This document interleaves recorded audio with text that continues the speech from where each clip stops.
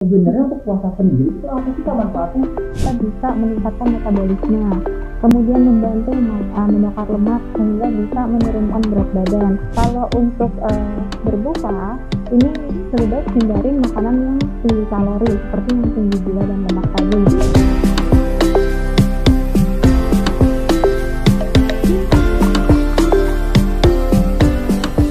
Halo keluarga Sehat View, balik lagi nih di program Tanya Dokter bersama dengan saya, Oki Damara, dan juga ekspertis yang sudah kita siapkan. Ada Kak Linda Eka Yanti. Halo Kak, gimana kabarnya? Baik-baik, Oki. Nah Kak, kan mengingat kita masuk bulan Ramadan nih, boleh kali ya Kak kita ngobrol tentang puasa sesuai dengan tema pada kita hari ini. Ya, Sebenarnya untuk puasa sendiri itu apa sih Kak manfaatnya?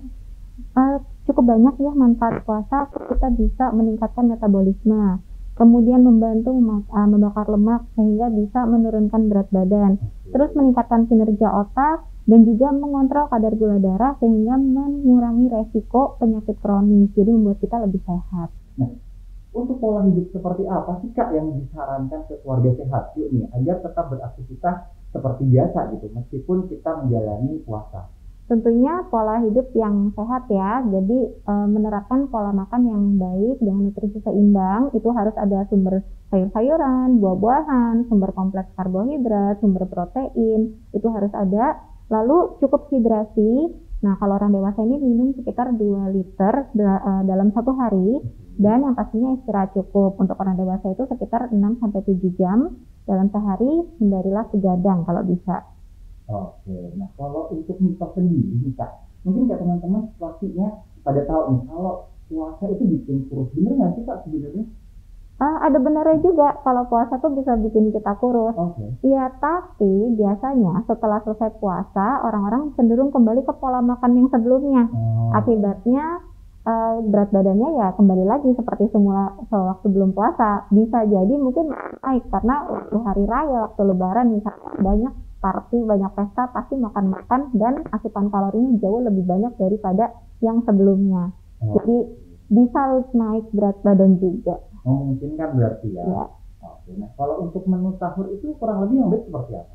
Kalau untuk sahur ini karena kita akan nggak makan selama seharian, disarankan itu lebih baik makanan yang bisa memberikan asupan energi dalam jangka panjang. Nah, misalnya itu adalah makanan sumber protein dan juga makanan yang tinggi serat. Jadi bisa sumber protein itu misalnya bisa telur, daging, atau kacang-kacangan, biji-bijian seperti tahu, tempe. Lalu sumber serat tinggi itu biasa kita dapatkan dari sayur-sayuran. Kalau sumber karbohidratnya ada seperti umbi-umbian gitu. Oke, nah kalau tadi sahur, untuk berbukanya sendiri apa nih Kak yang direkomendasikan buat teman-teman pada saat itu? Nah, ini biasanya kalau berbuka kan kita cenderung suka makan yang cemilan ya. Betul kan? Cemilan yang tinggi gula dan juga tinggi lemak. Justru ini yang perlu kita hindarin. Karena cemilan-cemilan ini walaupun secara volumenya kecil, tapi secara kalorinya tinggi. Akibatnya kita makannya jadi banyak sekali cemilannya, asupan kalorinya terlalu banyak. Jadi sebaiknya untuk berbuka ini ya kita lebih baik menghidrasi diri dulu. Karena setelah seharian kita nggak minum, setelah itu baru ada cemilan, mungkin kalau yang manis seperti kurma, lalu baru langsung kita makan makanan utamanya. Oke, jadi kayak gorengan itu berarti dihindarin. Ya.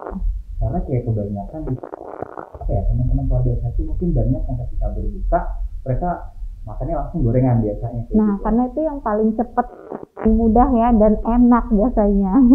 Tapi yang enak tuh biasanya kurang bagus buat kesehatan, benar nggak sih Kak? Ya, ada betulnya juga sih. Nah, Kak, dibagi tipsnya nih untuk teman-teman yang berpuasa pada saat pandemi seperti ini. Untuk saat pandemi seperti ini, mungkin kita perlu lebih berhati-hati karena kan sistem imun ini bisa turun ketika kita puasa, kekurangan nutrisi jangka panjang gitu ya. Jadi pastikan asupan beberapa jenis vitamin, mineral, antioksidan itu cukup. Misalnya seperti zinc, vitamin A, vitamin C, vitamin D, vitamin E, dan juga antioksidan itu penting.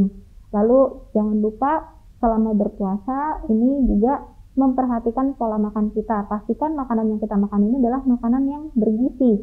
Jadi komposisinya yang paling gampang itu adalah 50% dari jenis tanaman atau sumber nabati. Lalu sisa 20% ini lebih baik karbohidrat kompleks yang membantu kita untuk merasa kenyang lebih lama, dan sisa 25% ini adalah sumber protein. Ya. Oke, kalau begitu mungkin bisa dijelasin ke teman-teman semuanya aja kali ya Kak. Maksudnya kayak apa aja sih Kak yang harus dihindari ketika mereka makan sahur ataupun berbuka? Kalau untuk berbuka, ini lebih baik hindarin makanan yang tinggi kalori, seperti yang tinggi gula dan lemak tadi. Makanan yang terlalu manis, memang enak ya untuk di lidah kita dan menyegarkan rasanya. Tapi itu kalorinya terlalu tinggi dan kurang baik juga untuk pencernaan kita, karena setelah itu kita mau makan berat.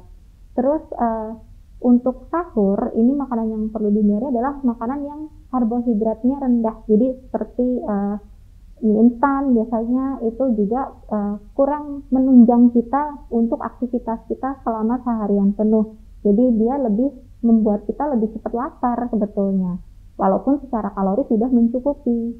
Nah, jadi lebih baik yang tinggi serat, tinggi protein. Oke, Kak, boleh nggak di-share juga keluarga satu tips ketika sahur? Karena kan mungkin beberapa teman-teman keluarga satu ketika sahur kan benar-benar in the middle of tidur gitu kan ya, maksudnya ketika lagi istirahat tidur kemudian tiba-tiba harus bangun untuk makan gitu kan. Dan itu biasanya teman-teman semuanya tuh agak susah untuk makan gitu kan ya. Ada nggak kita kayak tipsnya, apakah perlu minum air putih dulu kah atau seperti apa?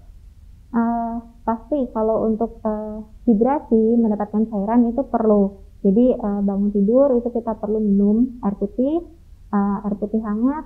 Nah, kemudian setelah itu menu sahurnya bisa kalian siapkan dulu malam sebelumnya.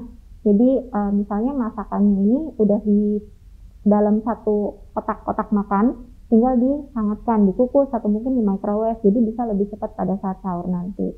Nah, tambahannya setelah selesai dengan makanan utama bisa ditambah dengan buah buat ekstra. Oke. Nah, itu untuk buah tadi di akhir atau di awal sebelum makan? Makan buah bisa makan di awal sebelum kita mulai makan makanan utamanya. Oke. Nah, kurang lebih kayak gitu ya Pak Diatratio untuk tips dan juga insight nih buat kalian mengenai puasa pada tahun ini. Gitu. Nah, buat teman-teman semuanya masih ada pertanyaan, mungkin bisa langsung tanya dokter melalui aplikasi